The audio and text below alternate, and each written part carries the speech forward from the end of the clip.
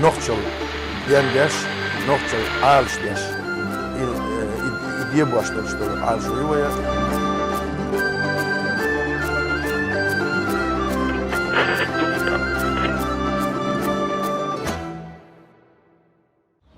Ассаламу алейкум, Ларми Махквай. Я приветствую всех телезрителей и слушателей нашей программы, историко-культурологического проекта «Нохчи Синкетом. Чеченское мировоззрение». Хочу напомнить в начале нашей программы нашим телезрителям о главной цели нашего проекта. Это популяризация истории, культуры, гуманитарного пространства, связанного с нашим народом, создание положительного имиджа Чеченской Республики, а также мы будем предлагать общественности различные актуальные темы, которые направлены на поиск новых идей, смыслов, ценностных систем, заточенных прежде всего на возрождение, сохранение, развитие чеченского мира, чеченской культуры в условиях сложных этнополитических, геополитических процессов, происходящих сегодня в мире. Как говорится, ни больше, ни меньше. Уважаемые друзья, разрешите мне представить моих гостей. Это Хаптукаев Саид Ахмед Абуевич, член Высшего совета Общероссийской общественной организации Российский конгресс народов Кавказа, заместитель директора Института миграции, и Моисеева Ирина Николаевна, это адвокат, представитель адвокатской палаты Чеченской Республики. Я вас, дорогие друзья, приветствую на моей авторской передаче «Нохчи Синкетом. Чеченское мировоззрение». И первый вопрос, наверное, будет к вам, Ирина Николаевна. Вот мы вчера, когда общались и познакомились с вами, на мой вопрос, как вам наш город Грозный, Ирина Николаевна, вы ответили, что город Грозный – это тот город, в который хочется всегда возвращаться. Честно скажу, нам с Саид Ахмедом было приятно это слышать, нам понравился ваш ответ. И, собственно говоря, у меня возникло вот такое желание пригласить вас на нашу передачу. Ирина Николаевна, так почему в город Грозный хочется возвращаться? Во-первых, огромное спасибо за такое неожиданное приглашение поучаствовать в такой передаче. Вы знаете, вот когда прилетаешь в Грозный, начинается спокойствие. Это на самом деле, это не какие-то там высокие слова, не какие-то предубеждения. Очень много городов в своей жизни я посетила, и я москвичка, я очень люблю свой город, но это город-суета, город движения. И когда прилетаешь в какой-то новый город, во-первых, все время какая-то тревога, это как тебя встретят, как тебя примут, как ты ощутишь, можно сказать, воздух нового места. Все мы знаем о том, какое эхо было о чеченском народе в силу войн, которые здесь происходили, как недостоверно нам доносили информацию именно о том, что происходит в Чеченской Республике. Ну, к сожалению, это уже не наша вина, но каждый человек должен воспринимать правду по-своему. Не просто понаслышке, а приехав и убедиться. Мне рассказывали, что город просто чуден по своей красоте, восстановлен, что наибольшее спокойствие и доверие в Грозном имеется. И я решила своими глазами убедиться о том, что именно так и происходит. Скажу честно, я когда первый раз прилетела в город Грозный, вот просто спокойствие и доверие к жителям Грозного у меня почему-то вот прямо с аэропорта возникло. Я не преувеличиваю этого. Второе мое впечатление было о том, что очень чистый город.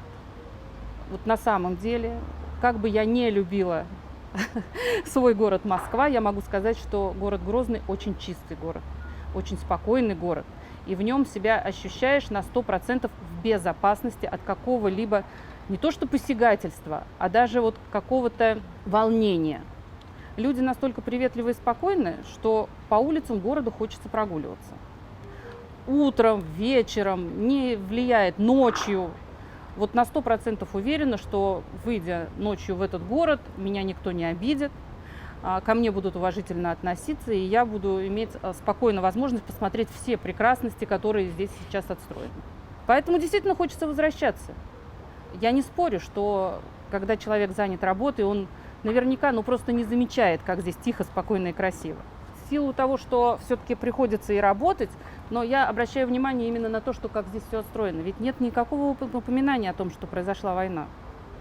Люди строятся, люди спокойно это делают, люди уверены в себе и не выражают никакой агрессии, никакой национальности, не проявляют неуважения, в платке я или без платка. Это не играет никакой роли. То есть нет проявления ни национализма, ни проявления такого предвзятого отношения, грубо говоря, к вере. Я православный человек, я спокойно пришла, мне было очень интересно посмотреть мечеть. Я спокойно, соблюдая все традиции местные, облачившись в наряд, я увидела красоту, ту, которую, в общем-то, многие не увидят, наверное, никогда в жизни из-за своей какой-то боязни посетить именно город Грозный. Спасибо большое. Очень приятно нам слышать мнение человека, гражданина России, и профессионала в своей профессии. Ирина Николаевна, у меня к вам второй вопрос. Хочу сообщить нашим телезрителям, слушателям, что Ирина Николаевна в прошлом начальник отдела следственной части Главного следственного управления Москвы по контролю за расследованием уголовных дел в сфере экономики. То есть вы были фактически, в звании полковника, надо еще, я добавлю. То есть вы в прошлом были большим милицейским таким работником, чиновником. Интересно, что привело вас к решению приехать в Чеченскую Республику и развивать адвокатскую систему Чеченской Республики? Нам очень интересно. Вы знаете, я прослужила в органах предварительного расследования почти 25 лет. На самом деле, всю жизнь я прожила и проработала в городе Москве. Когда первый раз посетила город Грозный, поступило предложение продолжить. К тому времени я уже уволилась, поступило предложение стать адвокатом. Многие коллеги зазывали меня стать представителем той или иного адвокатского образования. Но вы знаете, наверное, от того, что спокойность и непредвзятость именно Чеченской Республики привлекли меня к мысли о том, что ведь чеченский народ не проживает только на территории города Грозного, а проживает и в других местах, приезжает в тот же город Москву, где я прожила всю жизнь и где я отдала свои лучшие годы служению Отечества. И это такая же для них Россия, как и для меня. И они оказываются в некоторых неприятных ситуациях, в гражданских делах, и просто им нужно с кем-то посоветоваться, а фактически получается, что оказать им такую услугу не то что некому, а им просто приходится выбирать среди незнакомых, искать помощи у незнакомых, и неизвестно на самом деле, какой квалификации попадется адвокат или защитник им. Поэтому я решила, что в связи с тем, что в Москве очень большое количество адвокатов, стать адвокатом именно в Чеченской Республике, я считаю для себя это огромной честью, что мне было позволено сдать экзамены, что среди многих претендентов, которые подали документы на сдачу экзаменов, мне было это позволено. Я сдала этот экзамен и получила статус именно чеченского адвоката. Ирина Николаевна, я с уверенностью могу сказать, что за последние 10 лет Чеченская Республика, на мой взгляд, стала одним из культурных, общественно-политических, гуманитарных центров в России. У нас проходят различные форумы, общероссийские совещания по разным направлениям, с разными тематиками. И у нас такое впечатление сложилось, что город Грозный стал одним из таких культурных и гуманитарных центров нашей России. Нам важно знать мнение человека со стороны. Вы долго жили, работали, вы москвичка, вы недавно приехали в город Грозный. Для нас важно ваше мнение. Вы разделяете наше такое мнение?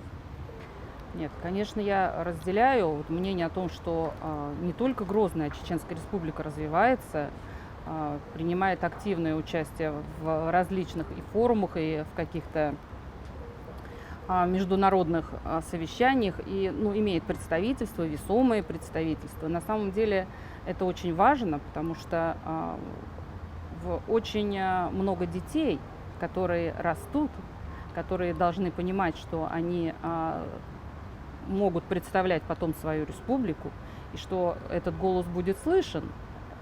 Поэтому это очень важное развитие. Ведь раньше же, совсем не так недавно еще, мы имели представление о том, что Чеченская республика – это практически не культурная столица какой-то республики, а просто, я даже не то что словами не могу описать, было сделано представление, что здесь ничего не развивается.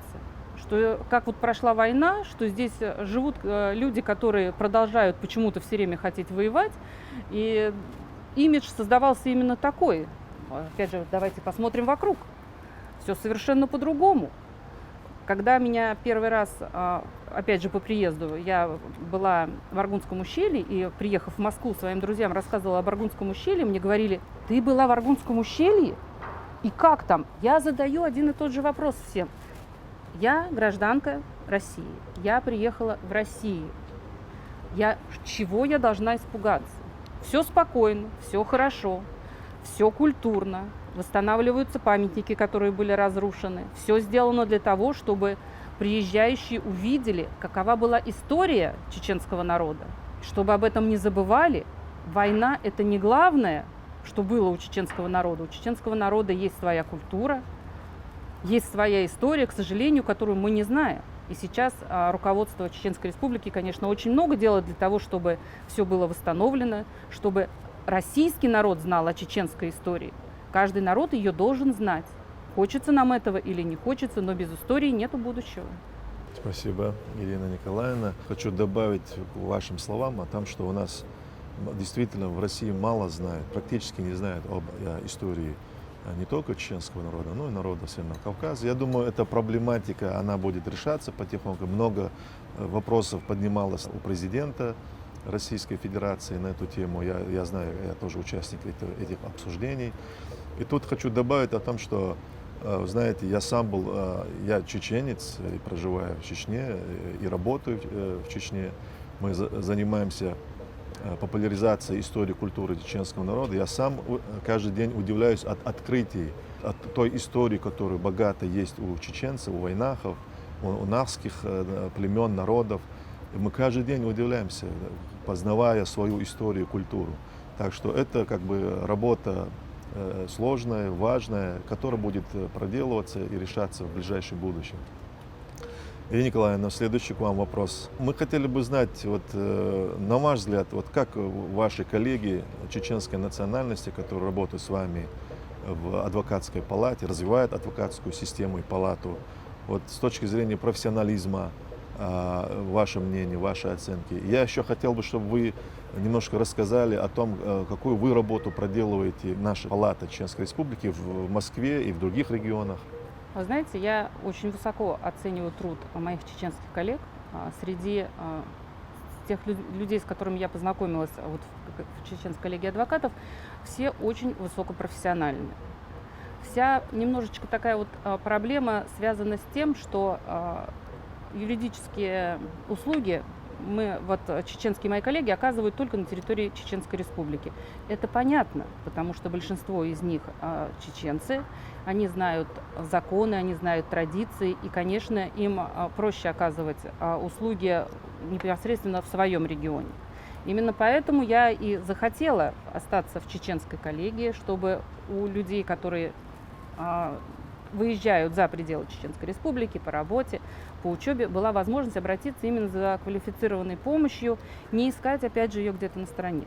Была последняя встреча представителей филиала Чеченской коллегии адвокатов в Москве с Адовым Делимхановым. Как раз у нас был вопрос о том, как сделать более коммуникабельную связь между представителями чеченского народа с адвокатами.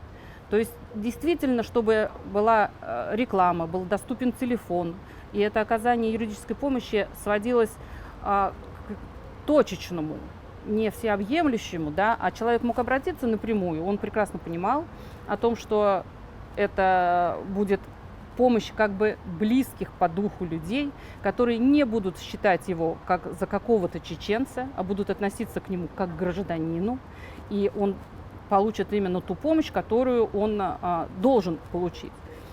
Поэтому правительство Чеченской Республики ходатайствовала о создании филиала в городе Москве, и он сейчас создан. Официально мы существуем. У нас свое сообщество адвокатов, все мы чеченские адвокаты, но большинство из нас провело свою жизнь в городе Москве. Но все мы очень уважительно относимся и не разделяем народ России на какие-то национальности. Но понятное дело, что особое внимание мы будем оказывать гражданам Чеченской Республики, которые обратятся к нам за помощью именно потому, что мы состоим в этой коллегии адвокатов. Но на самом деле нет разделения ни национальности. Каждый человек, если он человек, и это звучит гордо, он должен получать ту помощь, которая предусмотрена законами Российской Федерации. Спасибо. Ирина Николаевна, тогда в продолжении вот этого вопроса хотел бы задать такой вопрос. Вот мы все-таки знаем вот эти последние события начала 2000-х годов и конец 90-х годов. Было просто мощный, массированный такой информационный поток, очерняющий чеченцев, Чеченскую Республику. Это было понятно, это были последствия, как сказать, вот такого противостояния, значит, конфликта. Но вот сегодня, как вам работать? Вот это вот ярлык, который отдается эхом вот тех годов, начала 20 века, да, вот не мешает вам работать, защищать жителей, граждан чеченской национальности в Москве? Вы знаете, человек разумный всегда имеет свое мнение.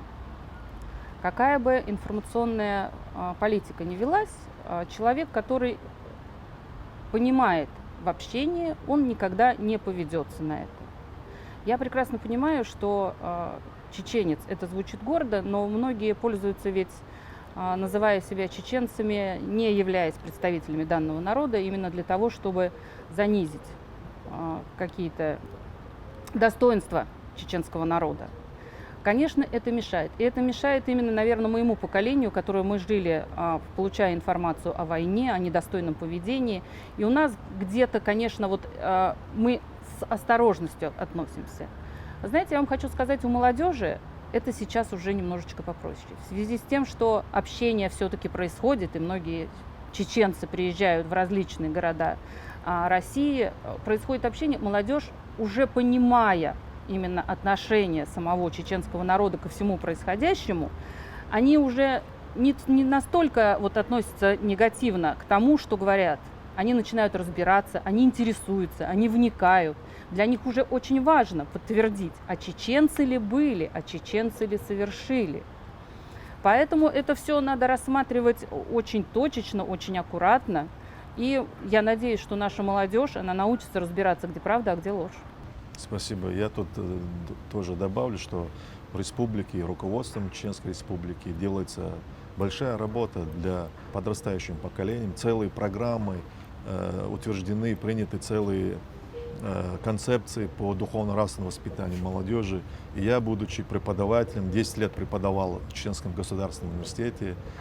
Мы проводили огромную воспитательную работу среди молодежи Чеченской Республики. Но самое главное, мы нашу чеченскую молодежь вывозили за пределы республики именно вот такие исконно российские территории, субъекты Российской Федерации, в частности Псковская область.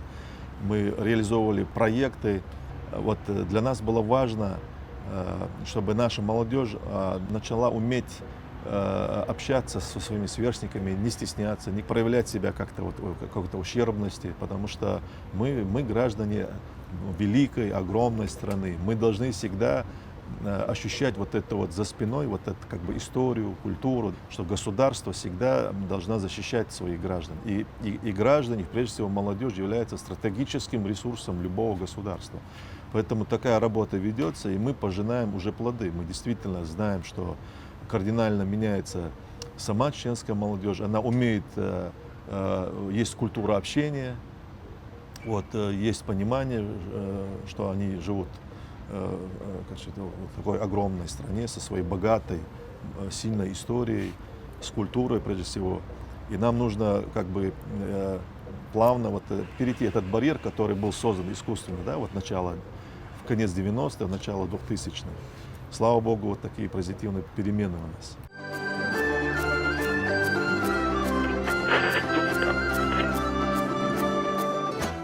Ну что ж, уважаемые друзья, коллеги, Было приятно наше общение. Я выражаю вам свою благодарность. Спасибо за то, что вы нашли время принять участие в нашей авторской программе, историко-культурологической программе «Нохчи с Синкетом», чеченское мировоззрение. А я напомню нашим телезрителям, кто был гостями нашей программы. Это Хабтукаев Саид Ахмед Абуевич, член Высшего совета Общероссийской общественной организации «Российский конгресс народов Кавказа». И наша гостья – это Моисеева Ирина Николаевна, адвокат, представитель адвокатской палаты Чеченской Республики. Уважаемые друзья, вам большое спасибо. Я вам желаю успехов, желаю новых свершений, новых побед на благо Чеченской Республики и на благо Российской Федерации. Спасибо. Спасибо.